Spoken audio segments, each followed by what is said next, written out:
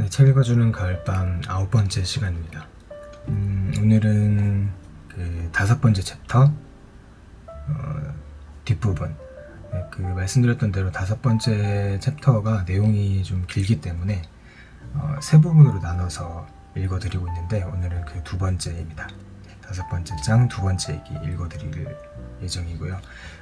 그리고 읽어드리기 전에 말씀을 다시 한번 드리면, 공지해드린 대로 내일은 그 10번째 밤에 페이스북 라이브로 책 읽어주는 가을밤이 진행이 됩니다. 내일 그 라이브로 진행되는 동안에 책 증정 관련된 이벤트 내용도 말씀을 드릴 거고요. 많은 참여를 부탁드리겠습니다. 그러면 오늘 그 9번째 밤 부분 읽어드리도록 하겠습니다.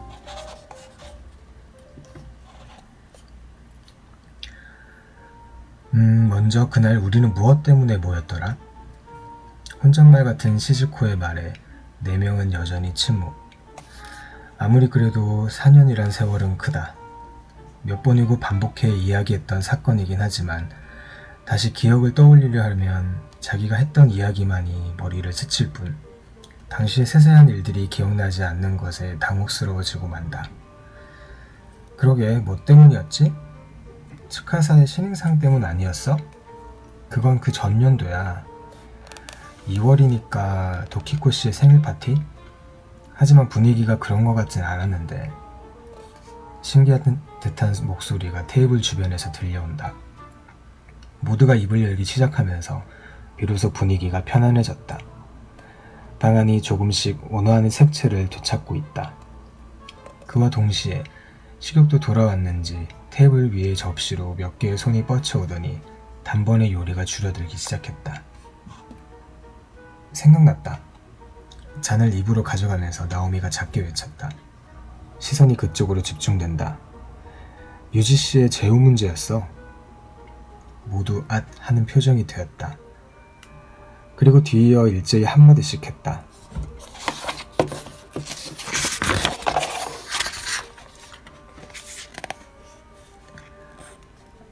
그래, 그랬었지. 그런 일도 있었구나. 그때는 참 큰 문제였는데 까맣게 잊고 있었네.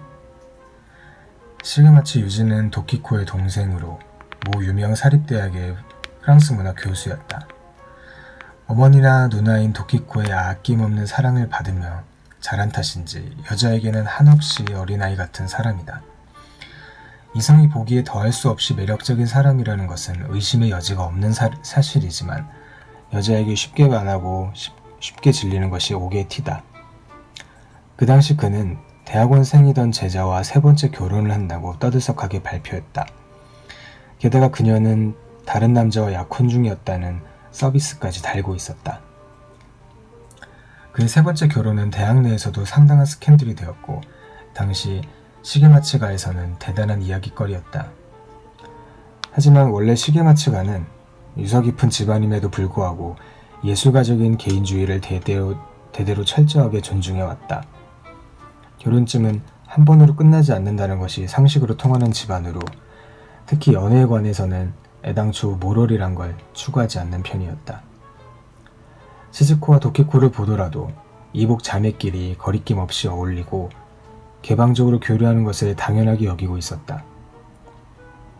그러니 유지가 24살이나 어린 아가씨와 사랑에 빠졌건 다른 사람의 여자를 빼앗았건 아무래도 상관없는 일이었다.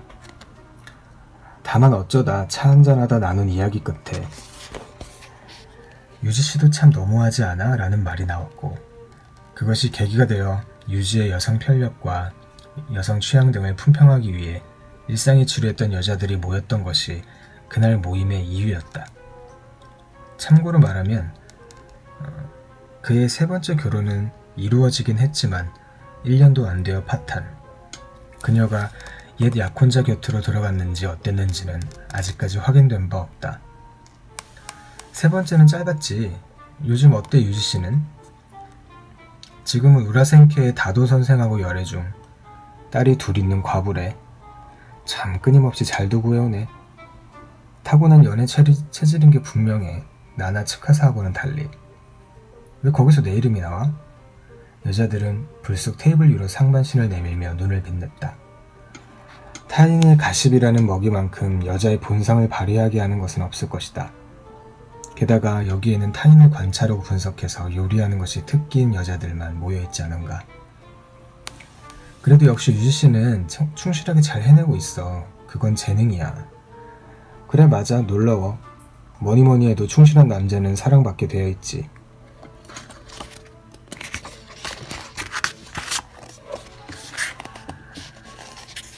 말솜씨 좋은 남자를 우습게 여기긴 해도 사실 여자는 칭찬에 약하니까. 유지씨의 충실함은 타고난 게 분명해. 언젠가 제사 때문에 같은 방향으로 가게 된 적이 있는데 보고 있으면서 정말 놀랐다니까. 담배가게 할머니가 됐든 전철에서 발을 밟힌 여자가 됐든 어떤 여자한테고 눈을 마주치면서 싱긋 웃는 거야. 완전히 조건반사인 거 있지. 도둑이 들었어도 상대가 여자라면 분명 웃으면서 명함을 내밀걸? 그뿐만이 아니야. 난 빨리 목적지에 도착하고 싶은데 그 사람은 틈만 나면 멈춰서는 거야. 왠지 알아?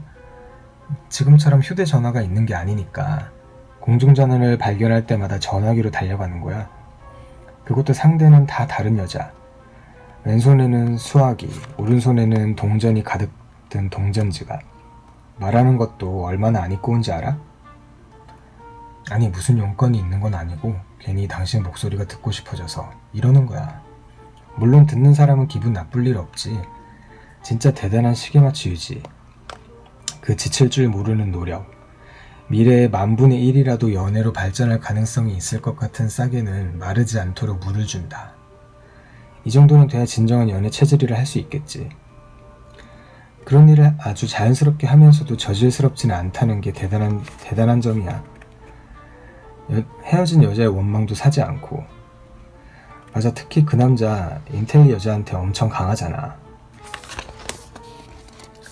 그러고 보니까 한때 어떤 뉴스캐스터가 그 사람한테 푹 빠져 있었던 적이 있었지? 있었지. 볼 화장이 지나치게 진한 아저씨들한테 이상하게 인기가 많았던 여자 말이지. 그것도 정치가나 회사 중역 같은 기름기 좔좔 흐르는 아저씨들한테. 내 영혼을 봐준 사람은 당신뿐이에요 였던가? 그 말 한때 우리들 사이에서 유행했었잖아. 나도 편집자한테 한번 써볼까? 원고가 안 써져서 머리가 이상해졌다고 생각할걸? 인텔리 여자는 자기가 여자라는 것 이외에 부가가치가 있다고 믿으니까 그 부가가치를 치켜 세워주면 허망하게 넘어오고 만다니까. 가장 칭찬받고 싶은 부분을 칭찬해준 것 뿐인데 이 사람은 날 이해해주는 사람이라고 착각하고 마는 거지. 과연 유지씨는 상대 여자를 이해하고 있을까? 아니지 않을까? 상대방의 장점을 찾아내는 데는 선수잖아. 그러니까 연애를 할 수 있는 거야. 상대방의 장점을 자기 멋대로 연결해서 사랑하는 사람의 이상적인 모습을 만들어버리는 거야. 왜 어릴 때 있었잖아. 종이에 점이 잔뜩 찍혀 있는데 그 점이 적힌 번호를 따라 순서대로 연결해가면 그림이 완성된다는 것. 그거야. 그러니까 한멸도 빠르지.